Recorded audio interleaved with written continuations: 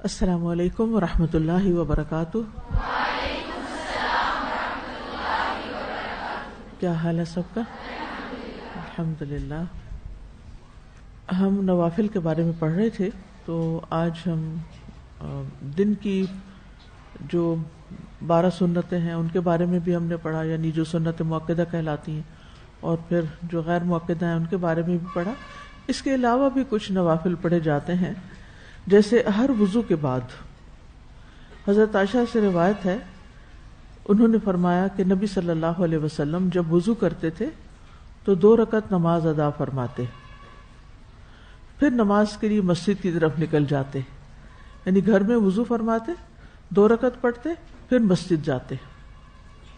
تو یہ وضو کے نفل جو ہیں یہ کیا کہلاتے ہیں؟ تحیۃ الوضو۔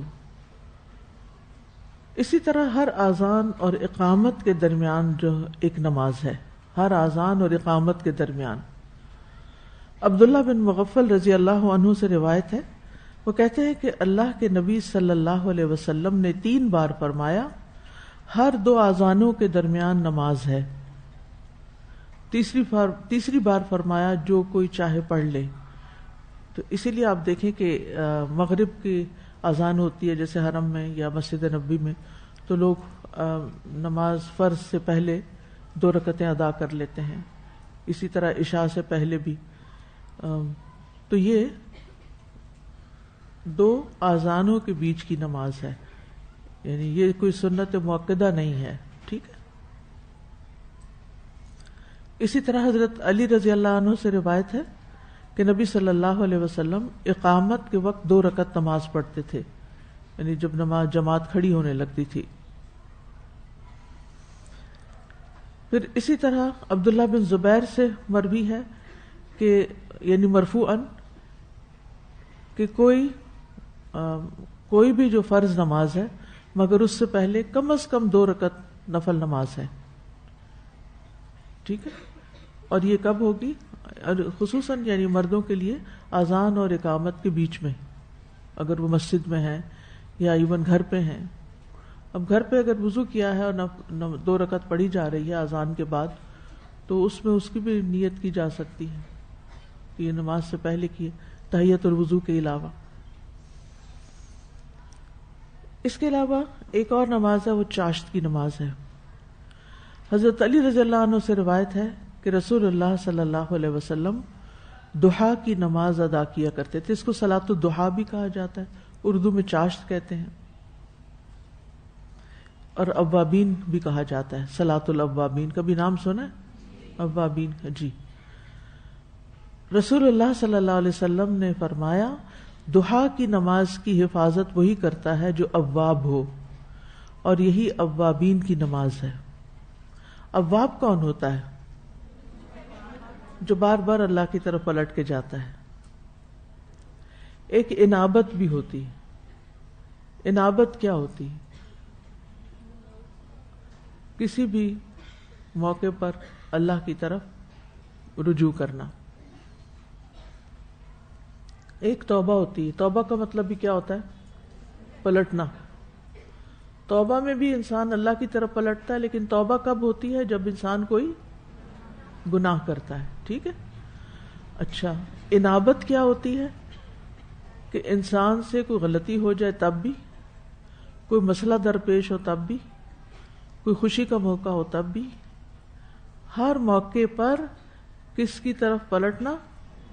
اللہ کی طرف۔ اور یہ اللہ تعالیٰ کے مقرب بندوں کی صفت ہوتی ہے۔ وَجَاءَ بِقَلْبٍ مُنِيبٍ، اسی سے لفظ منیب ہے۔ قرآن مجید میں مختلف پیغمبروں کی صفت بتائی گئی ہے کہ وہ یعنی ان کے اندر انابت تھی۔ تو انابت ایک بڑی ہی خوبصورت صفت ہے، جس میں انسان کا اللہ تعالیٰ کے ساتھ تعلق واضح ہوتا ہے کہ انسان اللہ تعالیٰ کے ساتھ کتنا تعلق رکھتا ہے، یہ کس درجے کا تعلق رکھتا ہے۔ مثلاً آپ چل رہے تھے، آپ کو ٹھوکر لگی، آپ کے منہ سے کیا نکلنا چاہیے؟ آپ کے دل میں کیا آنا چاہیے؟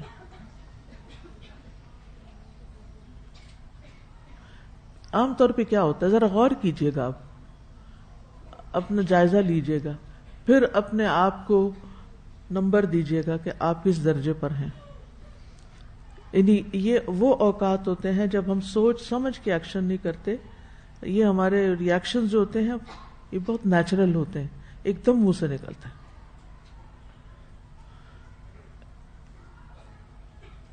کیا نکلتا ہے منہ سے اس وقت؟ اگر قدرتی طور پر یا اللہ، یا رب، یا رحمان، ایک دم اللہ کا نام نکلا ہے تو اس کا مطلب ہے کہ آپ شعوری طور پر بھی اللہ کی طرف پلٹنے والے ہیں ہر حال میں. اسی طرح آپ خوشی کی خبر سنتے ہیں تو آپ فوراً سجدے میں چلے جاتے ہیں. آپ وہ شخص، آپ ایک منیب ہیں، آپ کے اندر انابت ہے. اسی طرح کوئی غم کی خبر سنتے ہیں، کوئی دکھ آپ کو پہنچتا ہے، کوئی خیال آپ کو بار بار پریشان کرتا ہے، تو آپ ہر تھوڑی دیر کے بعد پلٹتے ہیں کس کی طرف؟ اللہ کی طرف. تو یہ انابت ہے. ٹھیک ہے. اسی طرح اواب بھی ہے. اواب بھی بہت زیادہ اللہ کی طرف رجوع کرنے والا انسان ہوتا ہے، بہت زیادہ پلٹ کر جانے والا، ہر موقع کی مناسبت سے اللہ ہی کی طرف پلٹنا. تو اوابین کے نماز کیوں کہا گیا اس کو؟ آپ صبح اٹھے، سحری کے وقت تہجد پڑھی، پھر آپ فجر پڑھی، پھر آپ کچھ کام کاج کیے، اتنے میں سورج نکل آیا، اشراق پڑھی، پھر آپ تھوڑی دیر کے بعد جب زوال ہونے سے کچھ دیر پہلے یا درمیان کے مڈ ڈے میں پھر نماز پڑھ لی، پھر ظہر کی نماز پڑھ لی، پھر عصر پڑھ لی. تو اب یہ اہتمام کون کر رہا ہے؟ بار بار مصلی کی طرف جا رہے، بار بار مصلی کی طرف جا رہے. انابت اور اواب میں فرق ہی ہے. اواب جو ہے وہ یعنی کہ نیکی کے ارادے سے اس طرف بار بار جا رہا ہے. انابت میں یہ ہے کہ گناہ ہو گیا تب بھی پلٹ رہا ہے اللہ کی طرف، غم آیا، کوئی تکلیف آئی تب بھی پلٹ رہا ہے، وہ بار بار اللہ کی طرف جا رہا ہے. تو یہ اوابین کی نماز ہے کہ وہ دن کے ایسے وقت میں جب خوب دھوپ چمک چکی ہوتی ہے وہ اپنے کاموں میں سے وقت نکال کر پھر نماز پڑھ لیتے ہیں. یعنی ان کو نماز پڑھنے کا بہت شوق ہوتا ہے، وہ بار بار مصلی کی طرف جاتے ہیں. رسول اللہ صلی اللہ علیہ وسلم نے فرمایا، تمہارا رب فرماتا ہے، اے ابن آدم، کیا تم اس بات سے عاجز آ گئے کہ تم دن کے ابتدائی حصے میں 4 رکعتیں پڑھو اور میں ان کے بدلے میں تمہارے دن کے آخر تک تمہاری کفایت کروں، اور میں ان کے بدلے میں تمہارے دن کے آخر تک تمہاری کفایت کروں. یعنی یہ 4 رکعتیں جو ہیں اوابین کی، یہ بڑی ہی قیمتی رکعتیں ہیں. اس سے انسان اپنے سارے معاملات اللہ تعالیٰ کے سپرد کر دیتا ہے. پھر ضحیٰ کی 4 رکعت اور ظہر سے پہلے 4 رکعت پڑھنے کی فضیلت بھی آتی ہے. جس نے نبی صلی اللہ علیہ وسلم نے فرمایا، جس نے ضحیٰ کی 4 رکعت اور ظہر سے پہلے 4 رکعت پڑھی اس کے لیے جنت میں گھر بنا دیا جائے گا. پھر اسی طرح مغرب اور عشاء کے درمیان بھی نوافل ہوتے ہیں. حضرت انس رضی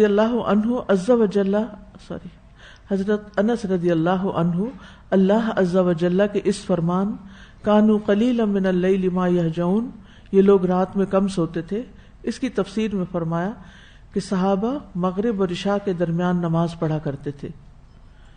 اور یحییٰ کی روایت میں اضافہ ہے کہ یہ اسی سے مراد تتجافا جنوبہم، جو آج کل آپ یاد کر رہے ہیں، تتجافا جنوبہم عن المضاجع یدعون ربہم، ماشاءاللہ اب تو بہت ساری آوازیں آ رہی ہیں، خوفا وطمعا ومما رزقناہم ينفقون. ماشاءاللہ کتنا فائدہ ہے نا قرآن حفظ کرنے کا. اور کتنی خوش قسمت ہیں وہ بچیاں کہ جو ٹائملی آ کے بیٹھ جاتی ہیں اور انہوں نے یہ سورت 10-10 منٹ پڑھ کے روزانہ یاد کر لی. اور کچھ لوگ دیر سے آ رہے ہوتے ہیں اور وہ اس سے محروم رہ رہے ہوتے ہیں. صرف یہ 10 منٹ دینا انسان کو کہاں سے کہاں تک پہنچا دیتا ہے.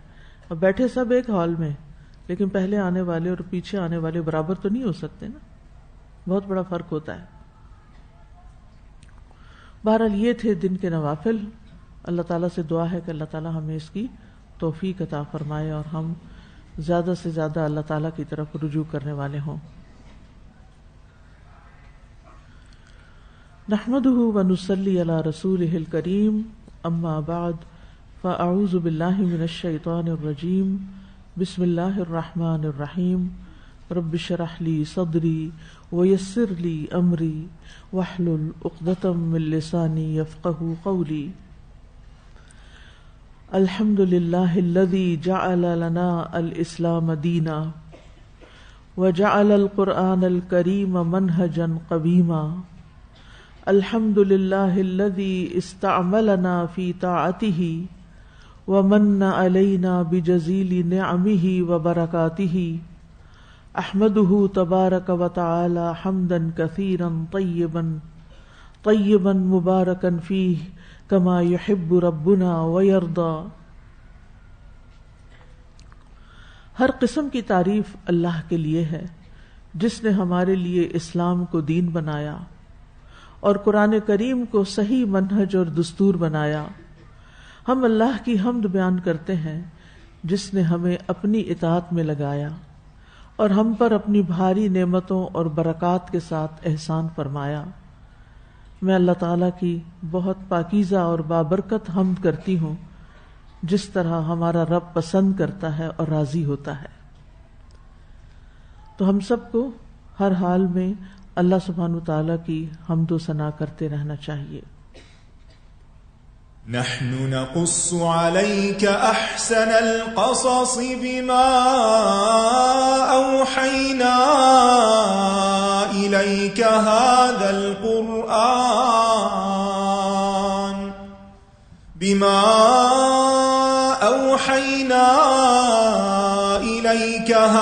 القرآن وإن كنت من قبله لمن الغافلین.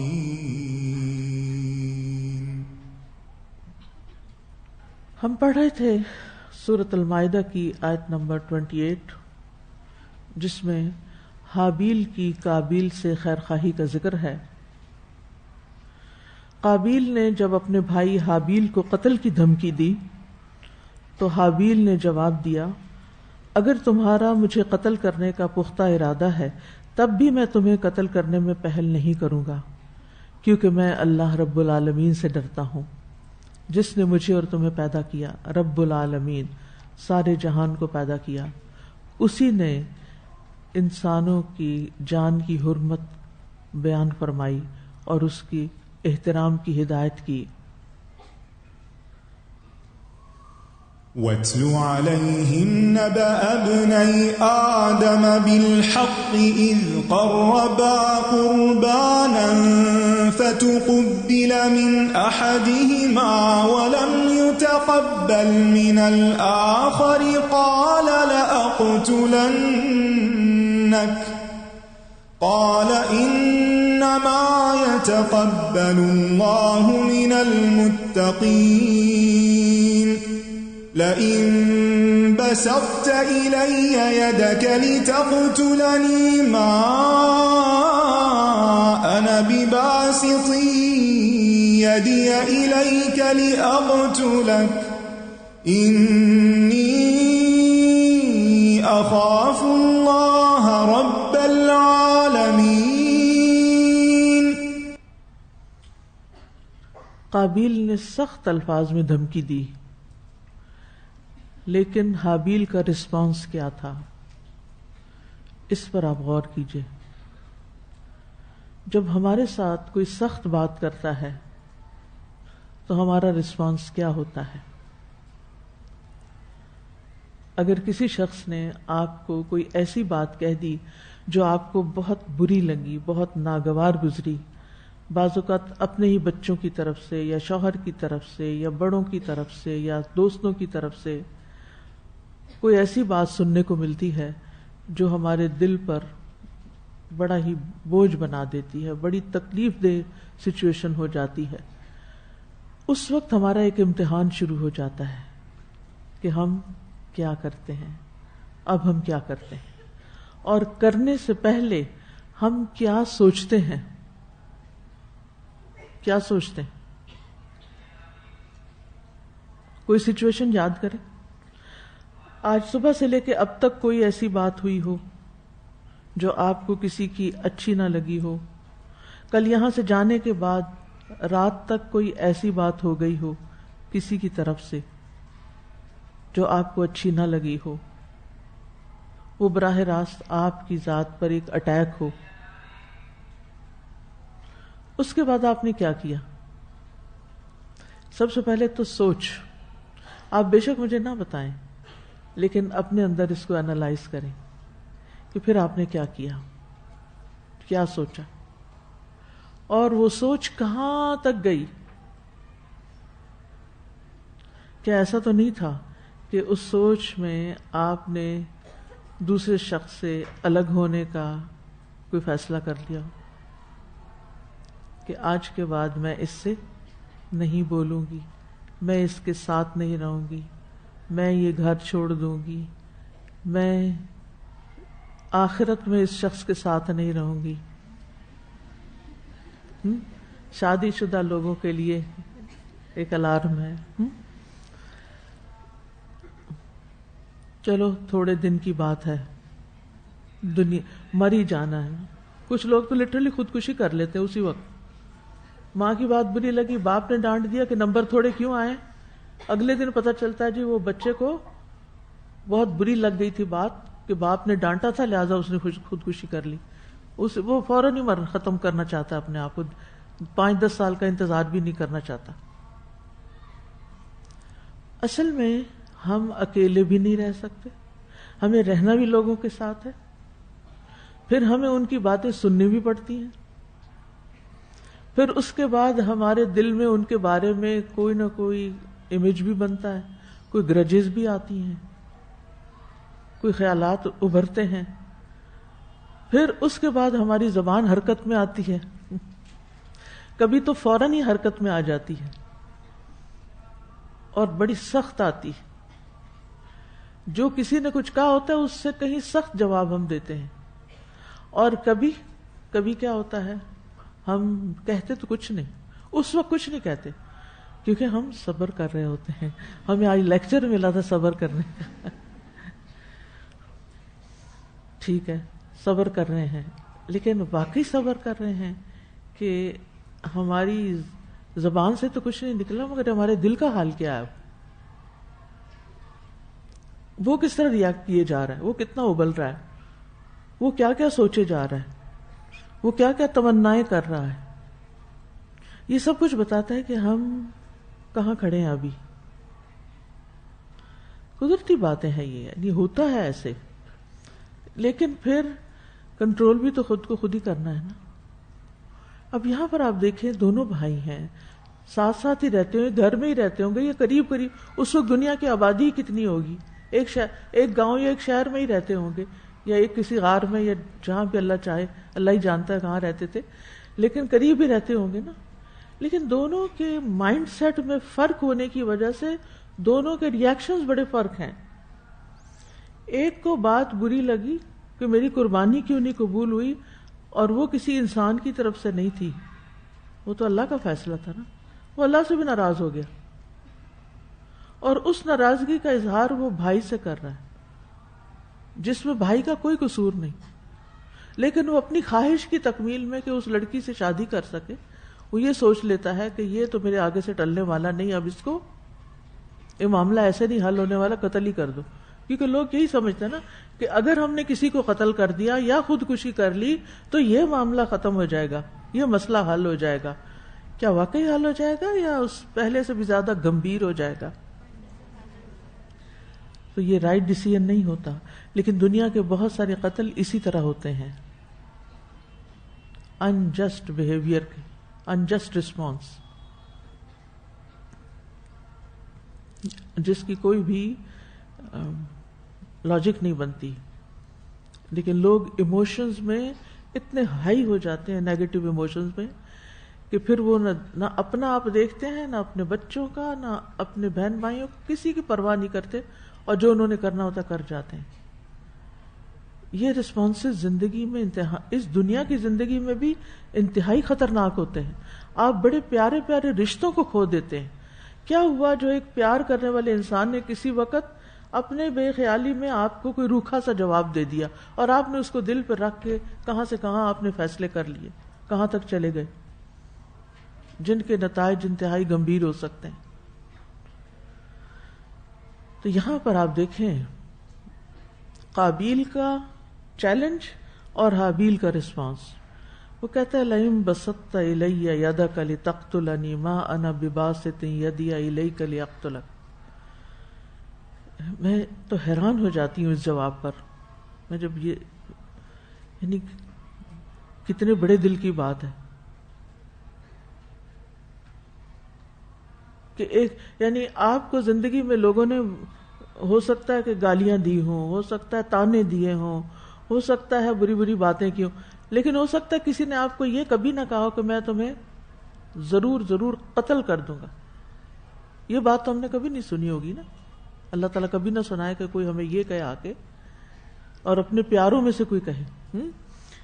اب وہ بھائی ہے اور وہ اتنی بڑی بات کہہ رہا ہے، تو اس کا رسپانس آپ دیکھیں کتنا نیچرل ہے، کتنا پازیٹیو ہے، اور اس کی بنیاد کیا بنی، کس چیز نے اس کو یہاں لا کھڑا کیا، یہ رسپانس کیوں تھا، اس کی وجہ آیت کے آخر میں بتائی جا رہی کیا، انی اخاف اللہ رب العالمین۔ اس سے یہ پتہ چلتا ہے کہ جب ہمارے ایموشنز میں اللہ کا خوف غالب آ جاتا ہے، جب ہماری زندگی میں اللہ کا ڈر سب سے زیادہ ہوتا ہے، تو پھر ہم صحیح مقام پر آتے ہیں، پھر ہمارے رسپانسز صحیح ہو سکتے ہیں، اس کے بغیر نہیں۔ اور یہ خوف جو ہے اللہ کا، یہ پیدا کرنا پڑتا ہے۔ یہ خوف کس طرح پیدا ہوتا ہے، اس میں سب سے بڑی چیز جو فائدہ دیتی ہے وہ ہے علم، اللہ کے بارے میں علم، اللہ کی پہچان، اللہ کی معرفت، توحید کا علم، قرآن کا علم، کیونکہ انما یخشی اللہ من عبادہ العلماء۔ اور اس میں آپ دیکھیے کہ اس نے صرف یہ نہیں کہا انی اخاف اللہ، وہ کیا کہتا ہے انی اخاف اللہ، آگے وہ کیا بیان کرتا ہے، اللہ کی صفات، رب العالمین۔ تو اس سے کیا پتہ چلتا ہے کہ اس نے اللہ کو کیسے پہچانا، اس کی صفات کے ذریعے۔ تو جب جتنی اللہ تعالیٰ کی صفات، اللہ تعالیٰ کے نام ہمیں صرف پتہ ہی نہیں ہوں گے، رٹے ہوئے نہیں ہوں گے، بلکہ ہمارے دل میں حاضر ہوں گے۔ آپ سب کو آتے ہیں اللہ کے نام؟ کس کس کو نہیں آتے؟ کوئی شرم کی بات نہیں، ہاتھ کھڑے کر دیں۔ میں اس لیے پوچھ رہی ہوں تاکہ آپ کے لیے انتظام کیا جائے کہ اس کے بعد آپ کو نام سکھا دیے جائیں۔ اب دیکھیں بات ہوئی نا، ٹھیک ہے الحمدللہ، کوئی بات نہیں، اچھی بات ہے، نہیں آتے تو سیکھ لیتے ہیں، ٹھیک ہے نا۔ تو اگر وقت بچ گیا سورۃ السجدہ سے کچھ تھوڑا سا، تو نام سکھا دیں ان کو۔ تو بات یہ ہے کہ اور جنہوں نے پہلے سیکھے ہوئے ان کا وقت ضائع نہیں ہوگا۔ وہ جب ایک رو میں ان کو پڑھا جاتا ہے نا، تو انسان کے سامنے اللہ تعالیٰ کی مختلف صفات آتی ہیں، اللہ کی پہچان آتی ہے، اور انسان اللہ تعالیٰ کے ساتھ ایک کنیکشن، ایک تعلق مضبوط ہوتا ہے۔ تو اللہ کا خوف بندوں کو روکتا ہے کسی پر زیادتی کرنے سے۔ پھر اسی طرح ہمارا دین ہمیں روکتا ہے، ہمارے دین کی تعلیمات۔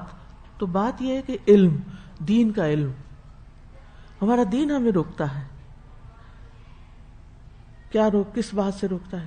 کہ مسلمان اپنی زبان اور اپنے ہاتھ سے دوسرے کو تکلیف نہیں دیتا،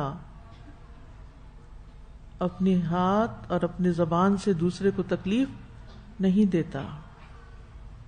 جابر رضی اللہ عنہ سے روایت ہے کہ ایک شخص نبی صلی اللہ علیہ وسلم کے پاس آیا اور پوچھا، یا رسول اللہ، کون سے مسلمان افضل ہیں؟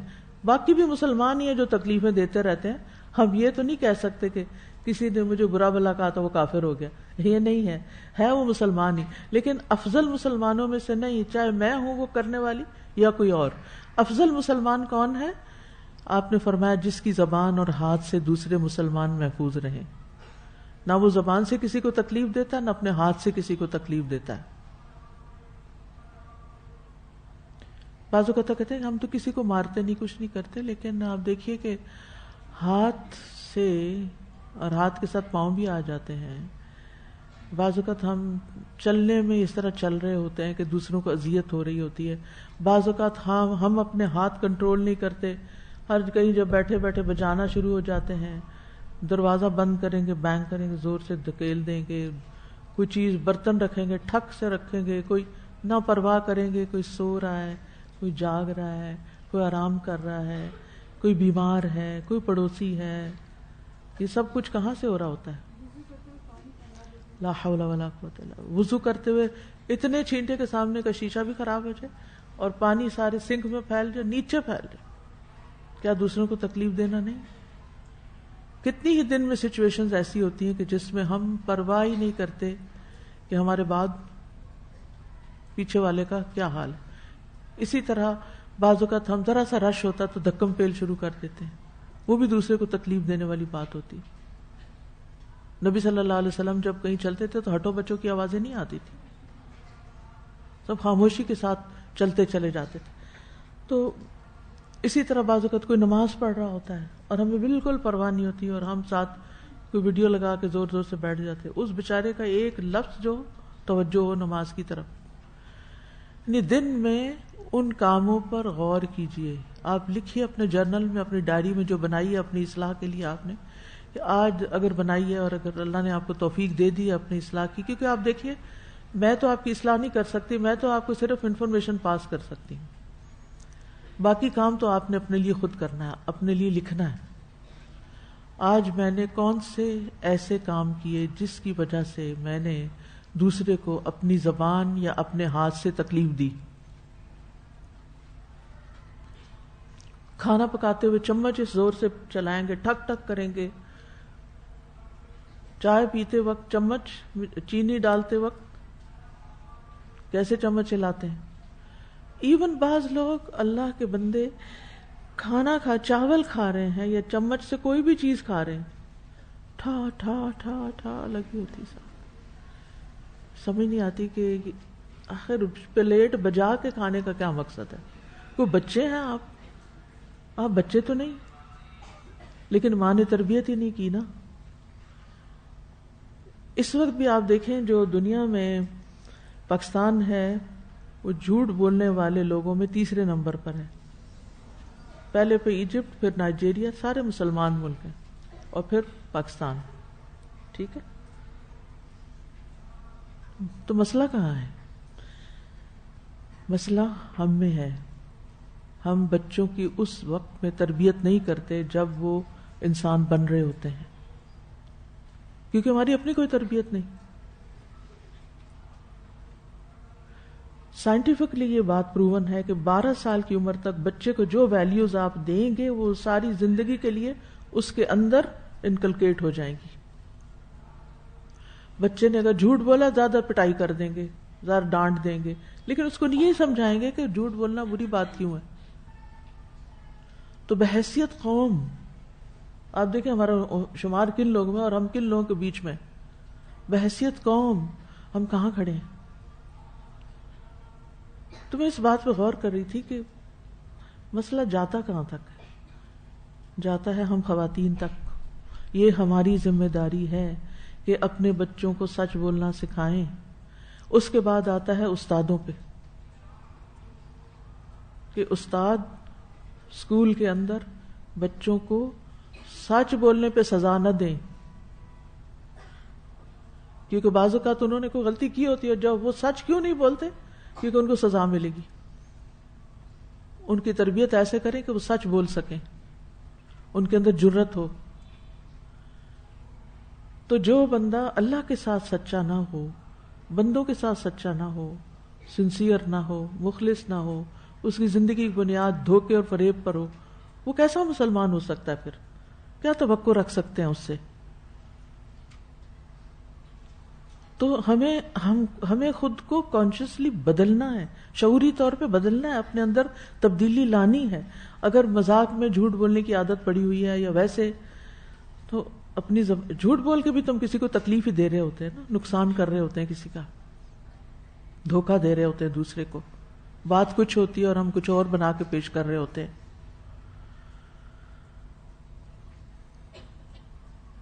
تو اس نے کہا تو میں اپنا ہاتھ نہیں بڑھاؤں گا. تو لکھیے کہ ہم اپنے ہاتھ سے کس کس کو کیا تکلیف دی، ہم نے ایک دن کے اندر کیا کیا کیا. اور اس میں آپ دیکھیے چھوٹے سے لے کے بڑی تکلیف سب، یہ جو چمچے بجانے اور زور زور سے، اور پھر بعض اوقات باتیں باتیں باتیں باتیں، ہر وقت فضول باتیں. نماز بعض اوقات مسجدوں میں کیا ہوتا ہے کہ 4 رکعت کے بعد وقفہ ہوتا ہے، اس میں ہم کیا کرتے ہیں، ہم اپنے اوپر غور کریں. آپ نماز پڑھ رہے ہیں، ابھی آپ پھر نماز پڑھیں گے، اس 2 کے بیچ کا وقت کس کام کے لیے ہونا چاہیے؟ آپ بتائیے مجھے. ذکر کے لیے ہونا چاہیے نا، کہ باتوں کے لیے ہونا چاہیے؟ کیا خیال ہے؟ اللہ کی طرف انابت کرنی چاہیے نا، رجوع کرنا چاہیے، دعائیں مانگنی چاہیے. وہ اتنا قیمتی وقت ہے دعائیں مانگنے کا، اور آپ باتیں کیے جا رہے ہیں. اور جو ابھی 4 رکعت پڑھ کے یا 8 پڑھ کے، جو یعنی 4 فرض اور باقی، وہ جو تھوڑا سا خشوع دل میں آیا تھا نا، وہ باتوں اور ہنسی مذاق سے سارا بھگ کر کے اڑ گیا. اور پھر جب نماز ختم ہوئی پھر باتیں، کلاس ختم ہوئی کچھ ابزارو کرنے کی بجائے پھر باتیں، اور وہی باتیں کرتے کرتے جو کچھ لیا وہ سب ہی وہیں پھینکا کے چلے گئے. کیا تبدیلی آئے گی؟ جب تک آپ غور و فکر نہیں کرتے، جب تک آپ اپنے ساتھ سنجیدہ نہیں ہوتے، جب تک آپ یہ باتیں لکھتے نہیں اپنے پاس. بعض لوگ تو لیکچر بھی اس طرح سنتے ہیں جیسے مہمان آئے ہوئے ہیں، ہاتھ پہ ہاتھ رکھ کے، بالکل ایک کمفرٹیبل پوزیشن میں بیٹھ کے. تو ہم کس کا نقصان کر رہے ہیں؟ اپنا ہی نقصان کر رہے ہیں. ہر چیز حافظے میں نہیں رہتی، جتنا مرضی آپ کا حافظہ اچھا ہو، ہر چیز حافظے میں نہیں رہتی. لکھنا پڑتا ہے، اور لکھے ہوئے کو پھر اپنی ہی ڈائریوں کو دیکھنا پڑتا ہے.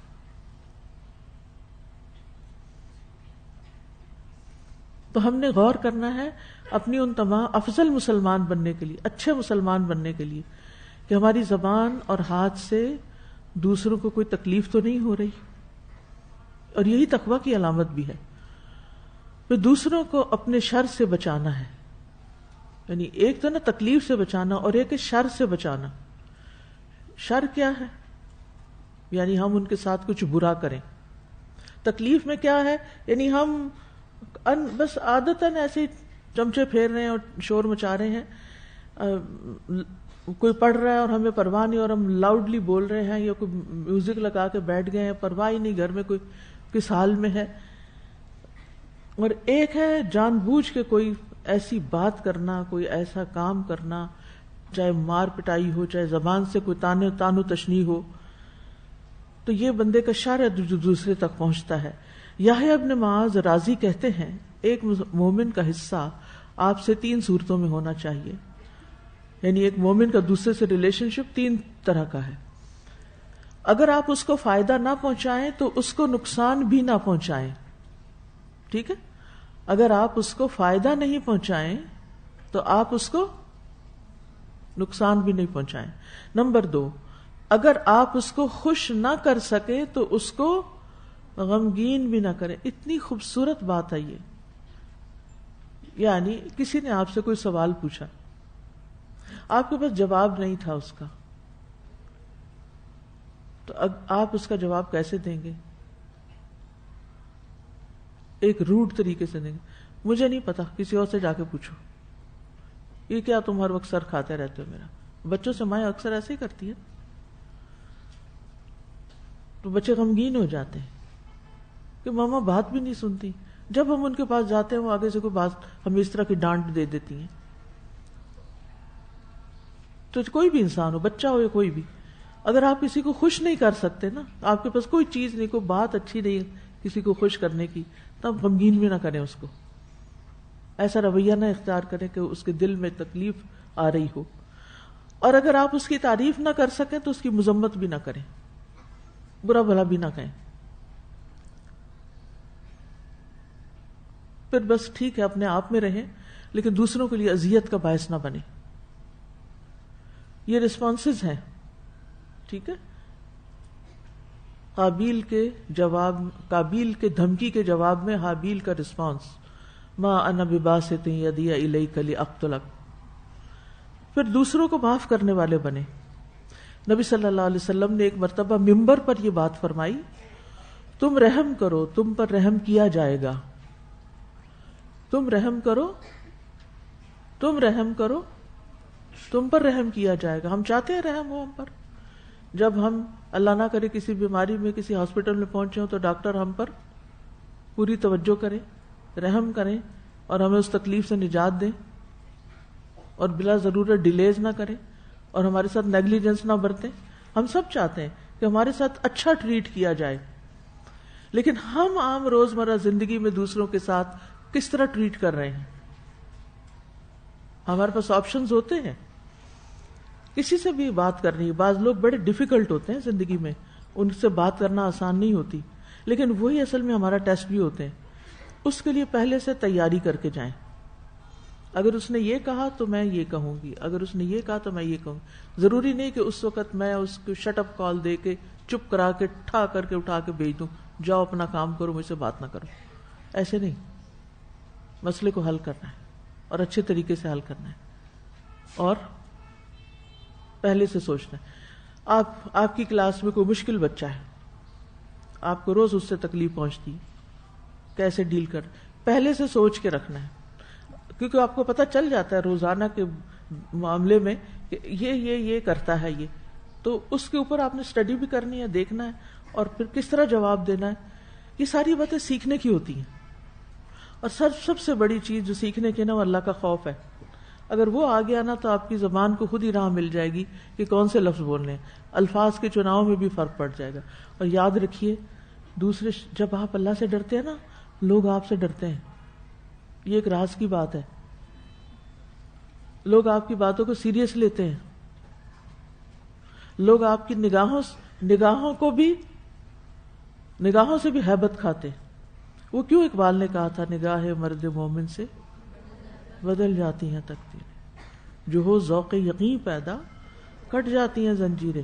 ہمارے اندر یقین کی کیفیت نہیں ہوتی، ہم شک و شبہ کا شکار رہتے ہیں. اس نے نہیں ماننا، وہ نہیں سنتا، وہ ایسا ہے ویسا ہے، اپنے اندر ہی کوئی یقین نہیں. مشکل سے مشکل کام زندگی میں آ جائے تو اللہ کی مدد کا یقین ہوتے ہوئے چیزیں آسان ہو جائیں گی. تو تم رحم کرو تم پر رحم کیا جائے گا، تم معاف کر دو اللہ تمہیں معاف کر دے گا. یہ کس نے فرمایا ہے؟ کس نے فرمایا؟ رسول اللہ صلی اللہ علیہ وسلم نے. ہلاکت ہے ان لوگوں کے لیے جو صرف باتوں کا ہتھیار رکھتے ہیں. ہلاکت ہے یہ مسند احمد کی روایت ہے. ہلاکت ہے ان لوگوں کے لیے جو صرف باتوں کا ہتھیار رکھتے ہیں. کیا مطلب؟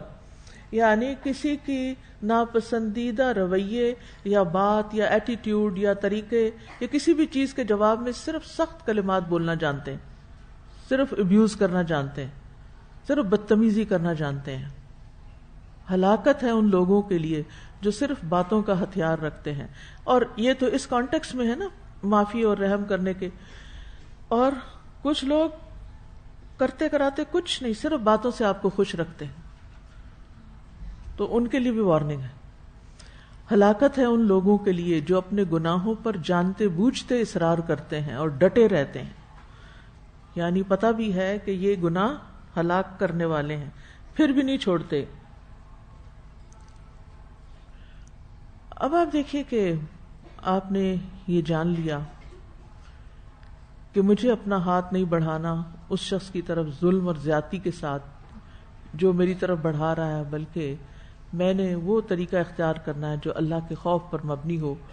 یعنی دفاع کرنا ہے لیکن اس طریقے سے کہ جس میں میں ظالم نہ بن جاؤں، اور اگر ہو سکے تو میں معاف کر دوں. سچویشن پر ڈیپینڈ کرتا ہے.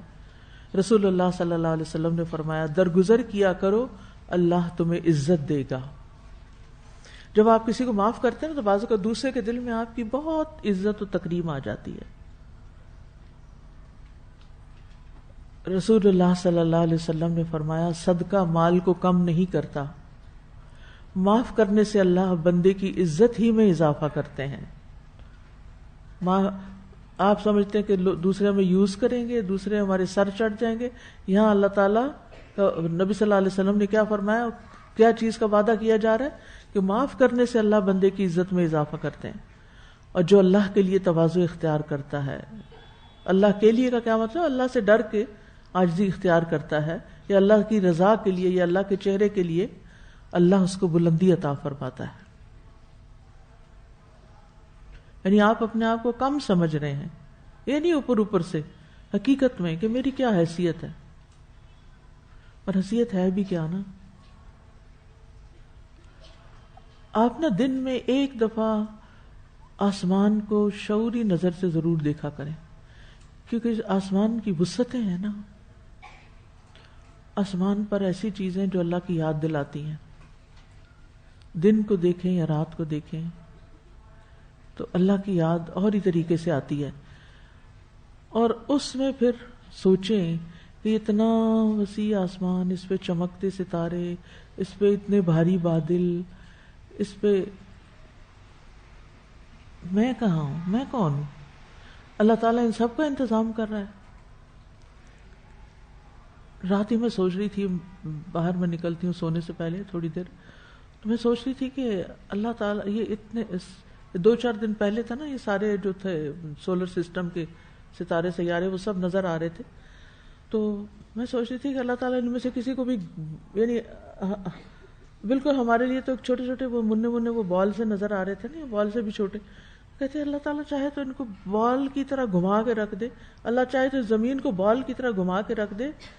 ہم کہاں ہیں, ہمارا کیا ہوگا, ہم تو کچھ بھی نہیں, ہماری کیا حیثیت. یا اللہ تیری اس وسیع کائنات کے آگے میں تو کچھ نہیں, اگر تو معاف نہ کرے تو میں تو کہیں کی نہیں. تو اللہ کے لیے تواضع اختیار کرنے سے اللہ بلندی عطا فرماتا ہے. پھر جو برا چاہتے ہیں ہمارے ساتھ, ان کے ساتھ احسان کا معاملہ کریں. کچھ لوگ ہوتے ہیں نا, ان کو خواہ مخواہ کی ہم سے ضد ہوتی ہے, وہ ہم سے نفرت کرتے ہیں. جواباً ہم بھی کیا کرتے ہیں, ڈٹ جاتے ہیں, لہذا مسئلہ حل ہی نہیں ہوتا. تو کرنا کیا ہے, برائی کا بدلہ بھلائی سے, ادفع باللتی ہی احسن.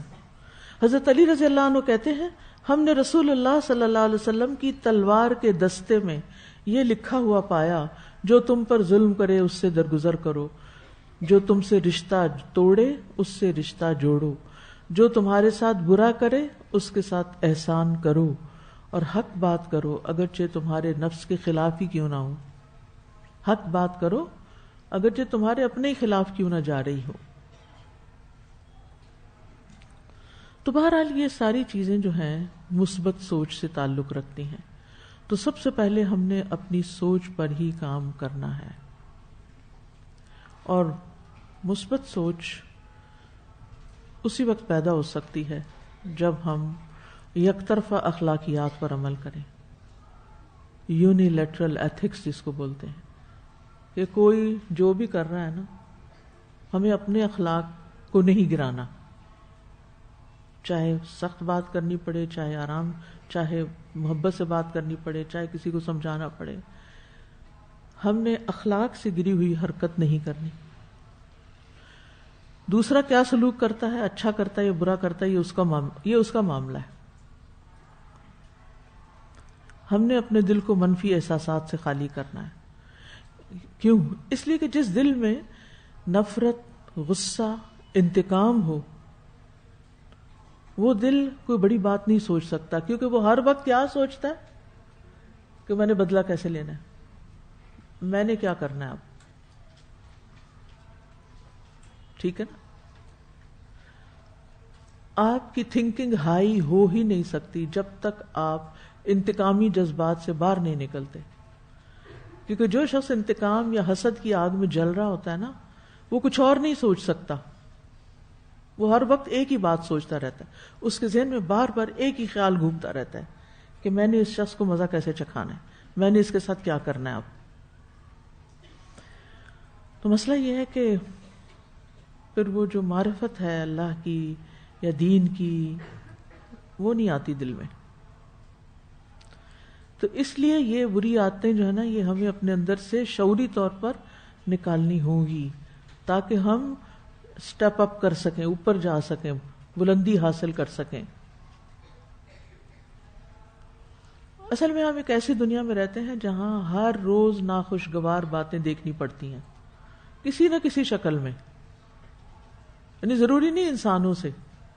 آپ جا رہے ہیں، سڑک پر جا رہے ہیں، کوڑے کے ڈھیر دیکھتے ہیں سائڈ پر، خوش ہوتے ہیں؟ کتنے لوگ خوش ہوتے ہیں؟ کوئی بھی خوش نہیں ہوتا، لیکن پھر کیا ہوتا ہے؟ پھر ہم کیا کرتے ہیں؟ ہاں، پھر بھی جا کے وہیں کوڑا پھینک دیتے ہیں۔ خوش نہیں بھی ہوتے لیکن خود بھی وہی کام کرتے ہیں، تو یہ بھی ناخوشگوار بات ہے نا۔ پھر ہم اچھا کوڑے کا ڈھیر دیکھ کے آپ کو کیا سوچ آتی ہے؟ کیا سوچ آتی ہے؟ کوئی بتائے گا؟ میں جاننا چاہوں گی کیا سوچ آتی، کیا سوچتے ہیں اس وقت آپ؟ جی آپ کیا سوچتے ہیں؟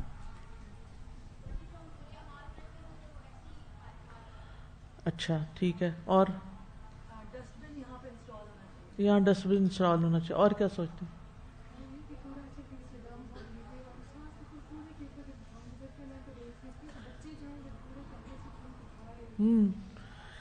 اب دیکھیے کیا کسی کو یہ خیال آتا ہے کہ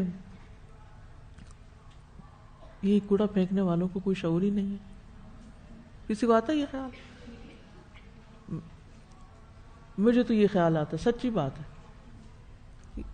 کہ کس طرح پھینک دیا یہاں اپنے گھر کے آگے، کیونکہ کچھ لوگوں کا گھر بھی ہوتا ہے وہاں، تو وہ انہوں نے اپنا پھینکا ہوگا لوگوں نے آ کے اور اپنا بھی پھینک دیا، کہیں سے تو شروع ہوا نا۔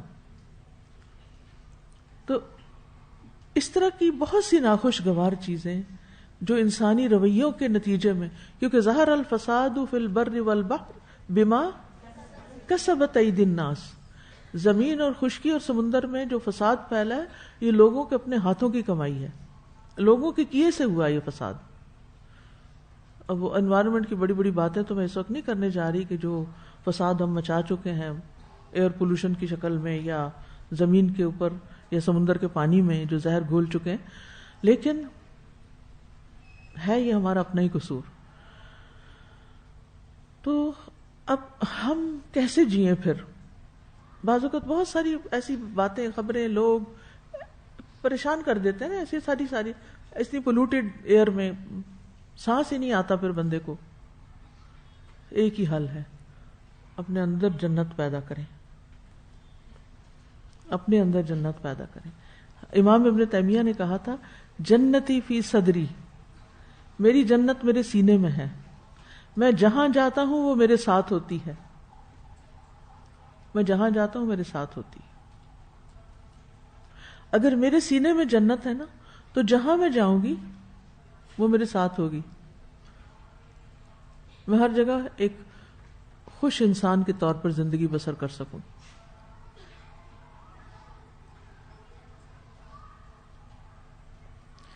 مثلا جب میں جیسے ٹریول کر رہی ہوتی ہوں اور جہاں مجھے کوئی کوڑے کا ڈھیر نظر آتا ہے نا، میں ادھر سے فوراً اپنی نگاہ پھیر لیتی ہوں، دوسری طرف کرتی ہوں، اگر دوسری طرف بھی نظر آ رہا ہو تو پھر میں نیچے دیکھنے لگتی ہوں، غض بصر کر لیتی ہوں اور کوئی اچھی سی بات سوچنے لگتی ہوں، کیونکہ اس کو دیکھ کے طبیعت خراب ہوئی ہے تو میں نہیں چاہتی زیادہ دیر یہ خراب رہے، اس کو واپس اپنی اصل پہ لوٹنا چاہیے۔ کوئی اچھی بات سوچنے لگتی، کوئی اچھی بات یاد کرنے لگتی۔ تو آپ نے غور کرنا ہے، ہر وہ چیز جس نے آپ کا دل خراب کیا، جس نے آپ کو پریشان کیا، آپ نے اب اس کا کیا رسپانس دینا ہے، آپ نے اپنے آپ کو کیسے پازیٹو کرنا ہے۔ یہ آپ اپنے ہر ایک اپنا اپنا مزاج ہوتا ہے نا، تو آپ نے اپنے لیے خود ہی وجوہات ڈھونڈ لینی ہے خوش ہونے کی۔ اور سب سے بڑی بات تو ہے الا بذکر اللہ تطمئن القلوب، فوراً اللہ کو یاد کریں، یا حی یا قیوم برحمتک استغیث۔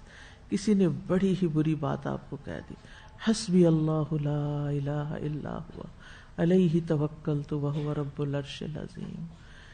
شیطان نے بڑا سخت وسوسہ ڈال دیا، بار بار دھیان ادھر، بار ایسے بے چین ہوئے جا رہے ہیں۔ اعوذ باللہ السمیع العلیم من الشیطان الرجیم من ہمزہ ونفخہ ونفثہ. لیکن شعوری کوششیں کرنی پڑیں گی، اور شعوری کوشش کرنا تقویٰ سے آتا ہے. تقویٰ ہوگا نا تو یہ کوششیں بھی سوجھ جائیں گی آپ کہ کس موقع پر کیا یاد کرنا ہے آپ نے. تو بہرحال بلند فکر بننا ہے. وہ اقبال نے بھی کچھ کہا تھا نا، نگاہ پرسوز، نگاہ بلند جان پرسوز، سخن دل نواز. پہلے کیا آتا، کس کو آتا پڑھ دے.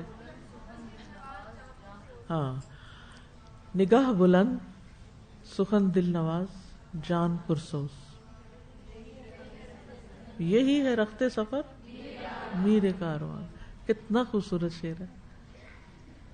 میر کارواں، خاص طور پر جو لیڈرز ہیں، چاہے آپ ٹیچر ہیں، چاہے آپ انچارج ہیں، چاہے آپ ڈائریکٹر ہیں، چاہے آپ کوآرڈینیٹر ہیں، جہاں بھی آپ میر کارواں ہیں، قافلے کو لے کے چل رہے ہیں، جہاں آپ ڈرائیور ہیں، تو ہر جی ماں ہیں. بالکل سب سے بڑا تو آپ کا جو اللہ کی طرف سے ایک رول ہے ماں کی حیثیت میں. تو نگاہ بلند، آج کو نہ دیکھیں، اس وقت کو نہ دیکھیں کہ بچے نے کار پہ اسکریچ ڈال دیا. اگر آپ نے اس کے بدلے میں اس کو دے چانٹا مارا ہے تو یہ آگے جا کے کیا بنے گا. فیوچر سوچیں، ویژنری بنے، دور تک دیکھیں. آج کے میرے ایکشن کا نتیجہ کہاں جا کے نکلنے والا ہے. تو نگاہ بلند، کوڑے کو نہیں دیکھیں، آسمان کو دیکھیں، نگاہیں پھیر لیں. سخن دل نواز، بات کریں تو وہ یحییٰ جو تھے راضی کی بات یاد کر لیں کہ اگر آپ کسی کو خوش نہیں کر سکتے تو غمگین بھی نہ کریں. اور جاں پرسوز، یعنی اندر ہی اندر خود ہی برے خیالات کو آپ نے جلانا ہے، نیگیٹیوٹی کو خود جلانا ہے. آپ نے اپنی جان جلانی. یہ خون جلا کے ہی چراغ ہوگا نا، چراغ جلے گا. پھر آپ دیکھیے کہ اسی آیت سے ہمیں پتہ چلتا ہے، یہ ابھی ایک سبق سیکھا تھا آپ نے اس آیت سے، ما انا بباسط یدی الیک لاقتلک. ٹھیک، لوگ آپ پر زیادتی کریں گے لیکن آپ نے کیا کرنا ہے، ما انا بباسط یدی الیک لاقتلک.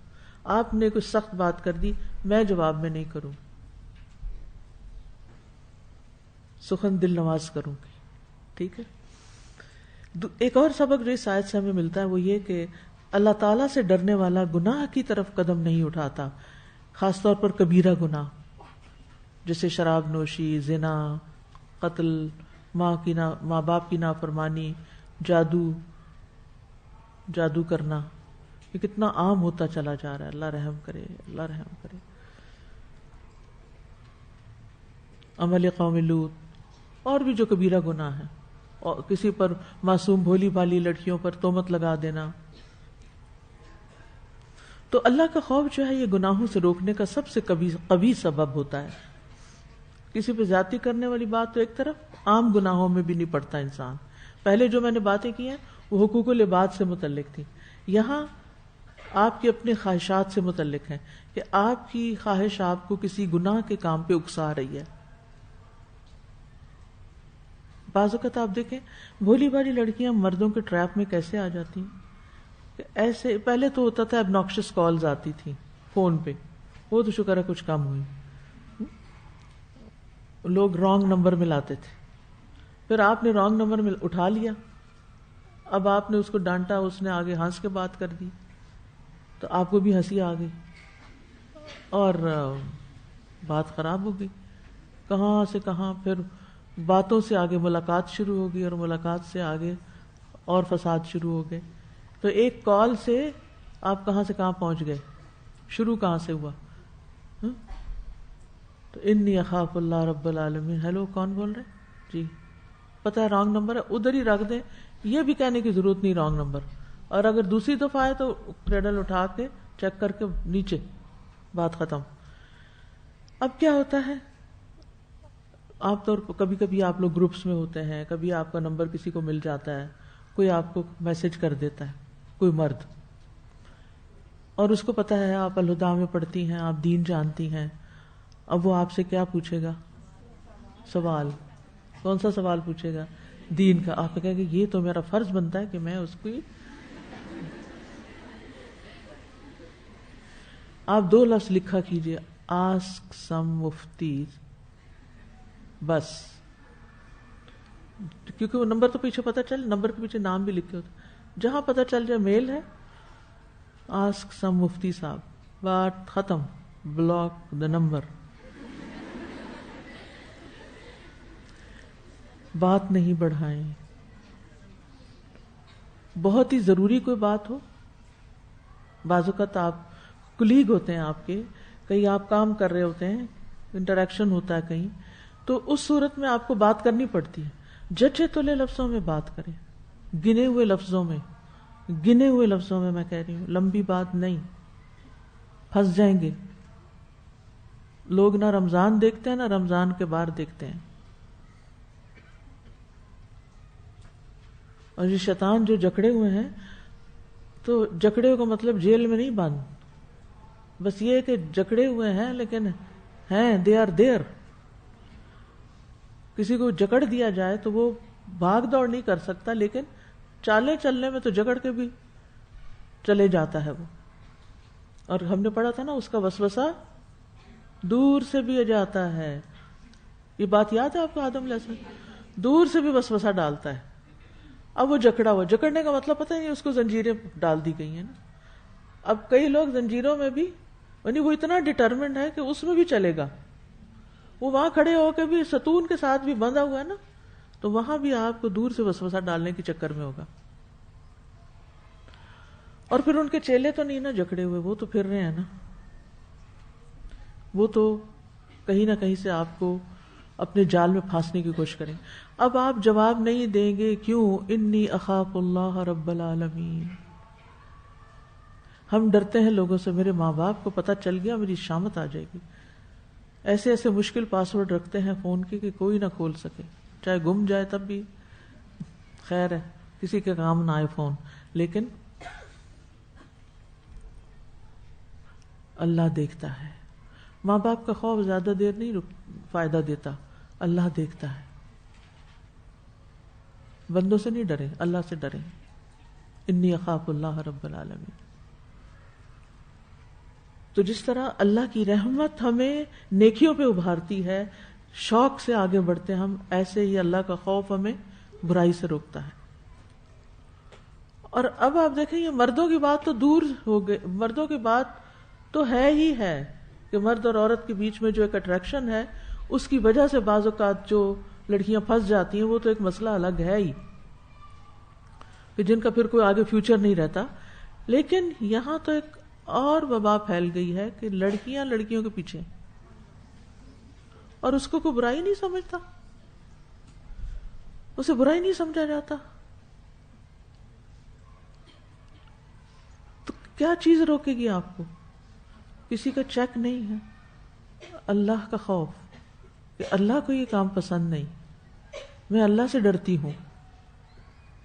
اور جب تک اللہ کا ڈر نہ ہو تو انسان بہت سی برائیوں سے نہیں بچ سکتا. چوری کی عادت پڑ گئی بچپن سے. کسی کی چیز دیکھی، بڑا اچھا موقع چیز چرانے کا، لیکن ہاتھ ما انا بباسط الیہ، میں ہاتھ نہیں بڑھاؤں گی چوری کے. انی اخاف اللہ رب العالمین. کیوں؟ میں اللہ سے ڈرتی ہوں، میں اللہ سے ڈرتی ہوں، میں نے چوری نہیں کرنی. جس کے اندر اللہ کا ڈر آ گیا نا، وہ سارے ہی گناہوں سے بچ جائے گا. اور اگر انسان ہونے کے ناطے بھول گیا نا کسی وقت اور ہو گیا کچھ، تو فوراً رجوع کرے گا. وَخَرَّ رَاكِعًا وَأَنَابَ. فوراً خیال آتے ہی جھک گئے، گر پڑے سجدے میں اور اللہ کی طرف رجوع کر لیا.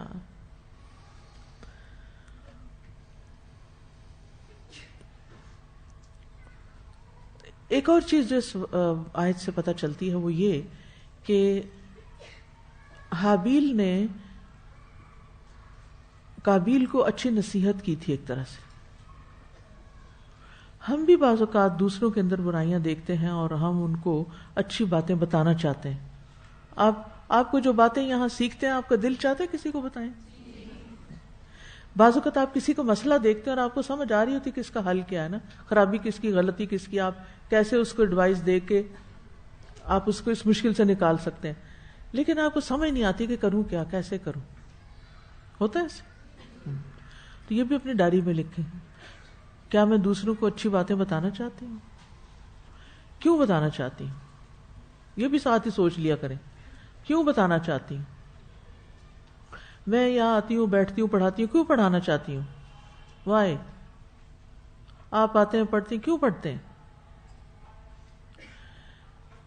پھر یہ لکھیں کہ کیا میں یہ بھی چاہتی ہوں کہ دوسروں پر میری اچھی باتیں اور میرے لیکچرز اثر کریں, دوسرے کچھ سیکھیں اس سے, دوسرا بات مان لے. آپ اپنے بچے کو سمجھائیں اور بچہ آپ کی بات سن لے. کیا آپ یہ چاہتے ہیں؟ یعنی کیا میں یہ خواہش رکھتی ہوں کہ میری گفتگو میں اثر ہو؟ رکھتی ہیں آپ یہ خواہش؟ ہاں, لکھیں اس کو بھی. کیا میں یہ خواہش رکھتی ہوں؟ اچھا, آپ نے آگے ہاں یا نہ لکھنا ہے, کسی کو نہیں دکھانے کی ضرورت, اپنے لیے لکھنا ہے. ہاں میں چاہتی ہوں, یا کہ نہیں میں نہیں چاہتی.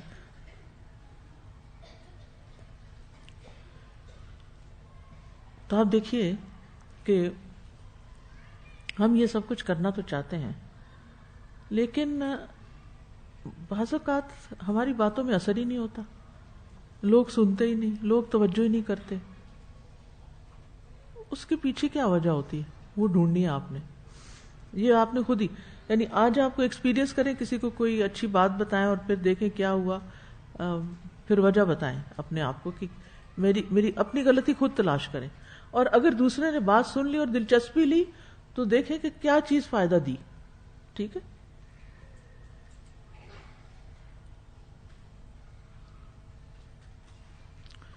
اسی طرح یہاں نیچے لکیر لگا لیں, یہ الگ ایکٹیویٹی. ایک اور ایکٹیویٹی کریں جو پیچھے میں پڑھا چکی ہوں, اس کے نتیجے میں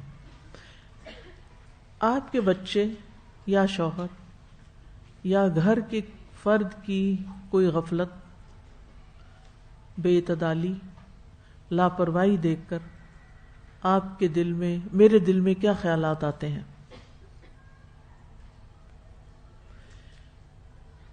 کسی بچے یا شوہر یا گھر کے فرد یا کسی بھی انسان کی غفلت, بے اعتدالی, لاپرواہی دیکھ کر میرے دل میں کیا خیالات آتے ہیں؟ نیکسٹ کوشچن ہے, ان خیالوں کے آنے کے بعد میں کیا کرتی ہوں؟ اس کا جواب لکھنا ہے.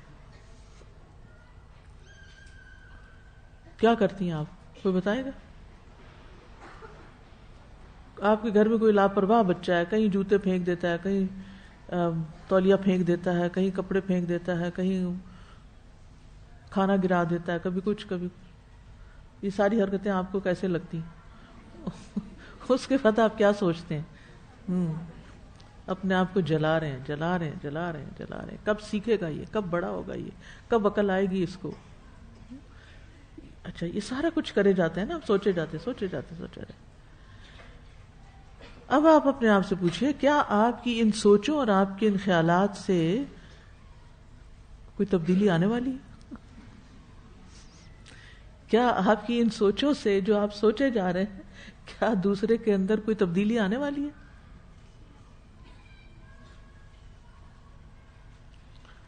کیا ان سوچوں اور خیالوں سے میرے رویے پہ کوئی میرے رویے میں کوئی فرق پڑتا ہے؟ کیا فرق آتا ہے؟ رویہ. اب صرف سوچ نہیں, اب رویہ. آپ چاہے تو بولیں گے, چاہے غصے میں گھوریں گے, چاہے یعنی حتیٰ کہ جو کام آپ کریں گے, جو کھانا آپ پکا رہے گے نا, آپ کی یہ وائبز اس میں بھی جائیں گے اور اس کا مزہ ہی خراب ہو جائے گا. آپ یہ آزما کے دیکھ لیجیے. آپ اللہ کا ذکر کرتے ہوئے کھانا پکائیں, آپ مثبت سوچ کے ساتھ کھانا پکائیں, کھانے کا مزہ اور ہوگا. کیونکہ جو آپ کر رہے ہیں نا وہ آپ کے اندر سے لہریں, آپ کی نگاہوں سے, آپ کے ہاتھوں سے وہ ساری کھانے کے اندر جا رہی ہیں. آپ تجربہ کر کے, اصل میں آپ نے تو اپنے گھر کا ہی کھانا کھایا ہوا نا. میں نے تو جب میں پی ایچ ڈی کر رہی تھی 6 months کنٹینیوس ٹریولنگ کی تھی، کنٹینیوس فار 6 months، کبھی کسی ہوٹل میں، کبھی کسی کے گھر، کبھی کہیں، اور یہ تعلیمی سفر تھا، رحلہ فی طلب العلم تھا. بہت تجربے ہوئے مجھے. اسی طرح طالب علمی کے زمانے میں مختلف لوگوں کے ساتھ رہنے کا موقع ملا، ہاسٹل میں رہنے کا موقع ملا، 100-200 لوگوں کے ساتھ یا زیادہ، مجھے یاد نہیں کتنے تھے ہمارے ہاسٹل. تو اس میں اور پھر دعویٰ کے سلسلے میں جو تربیت ہوتی ہے، یعنی یہ مجھے جانا پڑتا ہے مختلف برانچز کو دیکھنے یا لوگوں سے ملاقات کرنے یا درس وغیرہ دینے کے لیے. تو اس میں آبویسلی کھانا انسان کی ضرورت ہے، آپ کو کھانا تو کھانا پڑتا ہے، کبھی کہیں کھانا پڑتا ہے، کبھی کہیں، کبھی کہیں، کبھی کسی. ایک ہی چیز ہوتی ہے، ٹیسٹ میں زمین آسمان کا فرق ہوتا ہے، شکل میں زمین آسمان کا فرق ہوتا ہے. تمہیں ہمیشہ غور کرتی ہوں کہ فرق اتنا کیوں آیا. اس پہ میں نے کچھ لوگوں سے بات بھی کی تو مختلف لوگوں نے اپنے تجربے بتائے کہ جب دل خوش ہوتا ہے، سوچ اچھی ہوتی، کھانا بھی اچھا بنتا ہے. اور جب کیونکہ پھر پتہ کیا ہوتا ہے، ہم سوچوں میں گم ہوتے ہیں، ہم کہتے ہیں نمک ڈالا تھا کہ نہیں، ایک دفعہ اور ہی ڈال لیتے ہیں، یہ روزہ چکھنا تو ہے نہیں. یہ حشر ہوتا ہے پھر کھانے کے ساتھ. پھر ہمیں بھول جاتا ہے کہ کتنا ٹائم گزر گیا اس کو گلنے میں، پانی کتنا ڈالنا ہے یہ بھی بھول جاتا ہے. تھوڑا ڈال دیا، کبھی بہت زیادہ ڈال دیا، کھانے کا تو حشر ہو گیا. یعنی ہمارے رویے میں فرق پڑا نا، ان نیگیٹو سوچوں کے ساتھ ہم نے جو بھی. اور یہ پتہ گھر کے اندر ہوتی ہیں نا، میں اس لیے ان کو ایڈریس کر رہی ہوں، یہ ہمارے گھروں کے اندر ہوتی ہیں، ہمارے بال بچوں میں ہوتی ہیں، جن کی وجہ سے گھر کے اندر میں نے عموماً خواتین کا رویہ انتہائی نیگیٹو پایا. 2-4 روز پہلے کسی نے کہا کہ اگر کسی بچی کی ساس اس کے ساتھ ایسا اور ایسا اور ایسا کرے تو بچی کیا کرے. تو خیر میں نے جو کچھ بتایا، میں نے کہا کہ ساس کو بھی کسی کام لگایا جائے. تو کہتے کہ ساس آلریڈی کلاسز اٹینڈ کرتی ہیں لیکن ان کی زبان پر کوئی فرق نہیں پڑا. یہ بات میرے لیے کتنی تکلیف دہ ہوگی کہ کوئی مجھے بتائے کہ ایک خاتون درس بھی اٹینڈ کرتی ہے اور گھر جا کے گھر والوں کو ذلیل بھی کرتی ہے. تو وہ پھر کچھ سیکھ رہی ہے؟ کچھ نہیں سیکھ رہی، وہ صرف کانوں سے ٹکرا رہی ہیں آوازیں اور باتیں اور انفارمیشن، اپنے اس کے رویے میں نہیں تبدیلی آ رہی. تو یہاں میں اسی لیے ایڈریس کر رہی ہوں کہ آپ کے رویے میں کیا تبدیلی آتی ہے، اور وہ رویہ پھر آگے اس کی کیا ٹرین چلتی ہے، اور اس سے آگے کتنے کام خراب ہوتے ہیں. اور ان معصوم بچوں کا جن کی آپ تربیت کر رہے ہیں، ان کا فیوچر کتنا متاثر ہو رہا ہے. جس گھر میں ایسے بچے پل رہے ہیں وہ بڑے ہو کے کریں گے کیا؟ سارا کانفیڈنس لوز کر جائیں گے، پڑھائی سے انٹرسٹ لوز کر جائیں گے، ان کی زندگی میں کوئی اچھے ادب آداب نہیں ہوں گے. تو اس لیے لوگوں کے رویے آپ کو بہت زیادہ متاثر نہیں کرنے چاہیے. پھر آپ بات شروع ہوئی تھی ہماری کہ ہم کسی کو درس دینا چاہتے ہیں، ہم کسی کو نصیحت کرنا چاہتے ہیں، کسی کو کوئی تلقین کرنا چاہتے ہیں، تو وہ اثر کیوں نہیں کرتی، بچوں پہ کیوں نہیں اثر کر رہی آپ کی نصیحتیں. ایک ماں نے مجھے میسج کیا کہ میرا بچہ 10 سال کا، تو میں اس کو ہر روز کہتی ہوں نماز پڑھو، مسجد بھیجتی ہوں، وہ کبھی جاتا ہے کبھی دیر کرتا ہے. تو آج مجھے غصہ آیا، میرا روزہ بھی تھا، میں نے تو اس کو لگا دی کچھ، اور پھر میں نے ڈانٹ ڈپٹ کے اسکول بھیج دیا. تو اب میری اپنی طبیعت خراب ہے. ذمہ دار کون ہے؟ کون ذمہ دار ہے؟ خود ہی ذمہ دار ہیں ہم اپنے رویوں کے. لا تزر وازرۃ وزر اخرى.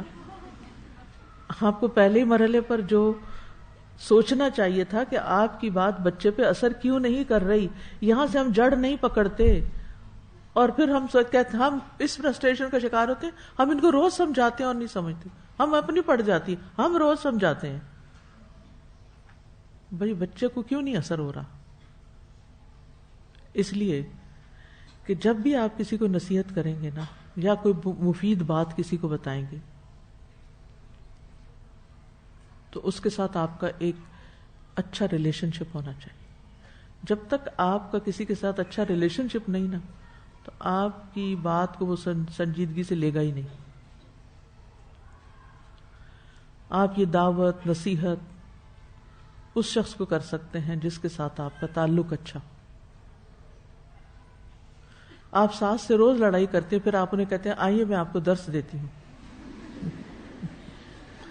میری ساس میرے درس میں نہیں آتی. سارے لوگ آتے ہیں محلے کے, میری ساس نہیں آتی.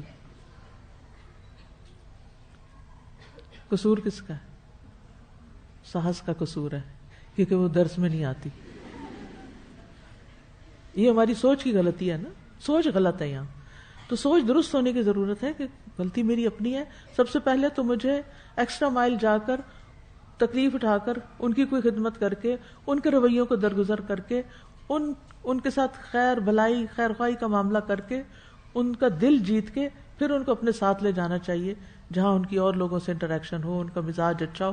نتیجتاً یہ تھوڑی سی ایفرٹ آپ کو لانگ ٹرم فائدہ دے گی کہ وہ بھی سٹریس میں ہے. یہ نہیں کہ آپ سٹریس میں ہیں, وہ بھی ہیں. اب وہ بڑی ہو چکی ہیں, ان کو سٹریس سے کون نکالے گا؟ وہ ان کے پاس اب اتنی ہمت نہیں ہے, انہوں نے اتنا کچھ نہیں پڑھا لکھا ہوا. آپ نے نکالنا ہے ان کو اس سٹریس سے, ڈبل محنت کرنی پڑے گی. اور پھر آپ دیکھیں کہ جب وہ بھی آپ کے ساتھ مل گئی, آپ کے مشن میں ساتھ شریک ہو گئی, سبحان اللہ, تو گھر کی فضا جنت بن جائے گی. اور خوش قسمت ہیں وہ لوگ جو اپنے ریلیشن شپس اپنے پیاروں کے ساتھ اچھے رکھتے ہیں اور پھر اس کے ذریعے ان کو بہت کچھ سکھا جاتے ہیں. لیکن اگر ہمارا اپنے گھر والوں سے, شوہر سے, بچوں سے, ہر ایک سے, جو بھی کوئی سرونٹ سے سختی کا رویہ ہے, تو پھر ہماری نصیحتیں, ہماری دعوت کس قسم کا تاثر چھوڑیں گی؟ کوئی فائدہ نہیں ہوگا. مثلاً آپ ایک گروپ انچارج ہیں, کسی بچی نے آپ کو کہا کہ باجی مجھے ایک یہ بات نہیں سمجھ آ رہی. اب دو رویے ہو سکتے ہیں آپ کے. اس وقت میں بہت بزی ہوں, آپ جائیے, پھر میں آپ کی بات سنوں گی. اب آپ نے اس کو کیا فیل کرا دیا؟